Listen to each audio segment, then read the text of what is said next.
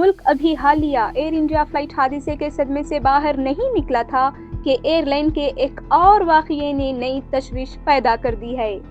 Writers کی report کے مطابق ایئر انڈیا کی پرواز AI-379 جو تھائی لینڈ کے پھوکٹ سے نئی دہلی جا رہی تھی، بم کی دھمکی کے بعد ہنگامی لینڈنگ پر مجبور ہو گئی۔ یہ فلائٹ جس میں 156 مسافر سوار تھے، جمعے کو مقامی وقت کے مطابق صبح 9:30 بجے پھوکٹ سے روانہ ہوا تھا۔ فلائٹ ٹریکر ایک ایسا ٹول ہے جو ہوائی جہاز کی پروازوں کو حقیقی وقت میں ٹریک کرنے کی سہولت فراہم کرتا ہے، جسے انگریزی میں فلائٹ ریڈار 24 بھی کہتے ہیں۔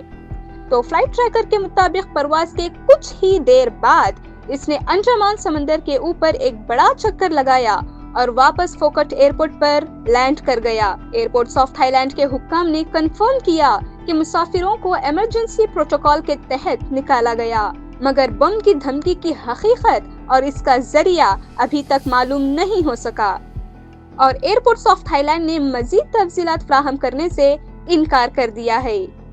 یہ واقعہ ایسے وقت میں پیش آیا ہے جب عوام ابھی حالیہ تباہ کن ہوائی حادثے کے اثرات سے گزر رہی ہے۔